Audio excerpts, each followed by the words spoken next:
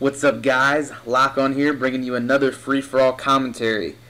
This is a free-for-all game that I hopped on after work. I wanted to play free-for-all because nobody invited me to S&D or whatever, so I play free-for-all and stuff when I don't get invited. And this was my first game on, and I was switching my classes actually because I wanted a Barrett clip for my free-for-all series. And so I was like in the process of switching the class because I had forgotten, and it puts me in a random game. And it puts me in, and I'm already behind because I think these kids are boosting or something. But yeah, I self-titled this this gameplay as the comeback. But I wanted to talk to you guys a little bit about how I started on YouTube and how I got into dare. I get a lot of questions like how do I get in dare, or like how do I get better at trick shotting and stuff. And so I wanted to give a little background of like how I got into it and like how I don't know how it all fell into place for me. I recorded back when I started recording when Modern Warfare 2 came out. So well, a little bit later than Modern Warfare 2. I guess it was around January after Modern Warfare 2 had come out. So I guess January of 2010. I guess that's what year it was. 2010. That's when I started doing my recordings or whatever, and I posted episodes like quick scoping montages where I like quick scoped like 2 people, and then that was it. And I was like, oh, I was awesome.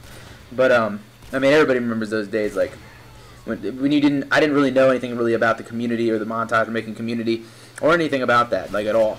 Then I hopped in with these kids that were in a quick scoping in a competitive clan or whatever.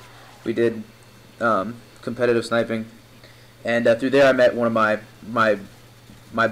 best friends on Xbox now. You know, I've known him for almost 2 years really. Got my friend Chris or Lugo or TSU Dear Phase or whatever you guys know him as.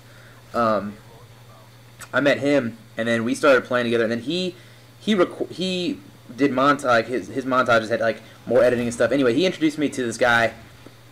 His channel was Arca9. He was like, yo, you gotta check out my boy. Arca9, blah, blah, blah, like he's really fucking sick. And so I looked at this dude's channel, and I was like, oh shit, I think this is fucking awesome. So I think my first ever subscription was to Arca9, which is now Phase Prizzy, or, whatever, Prizzy, just Prizzy back then, or, well, actually he had a lot of names, but anyway, not the point of this commentary. But he was the first person I subbed, and he was what inspired me to start making my videos better. I subbed him around, I guess he had almost 500 subs maybe, yeah, but that was a big deal back then. That was huge. I was like, holy fuck, like 500 subs, I'm never going to get 500 subs. And so yeah, then I started to like kind of like I guess up my standards, I guess, not really anything amazing. I was still going for NSL 360 scopes and stuff when like the trick shotting had evolved way past that, at that stage. Then Black Ops came out, and I threw MW2 away, pretty much. I was like, fuck this game. Sorry, I have a bad cough. I said, fuck this game. Black Ops is going to be the thing, you know what I'm saying?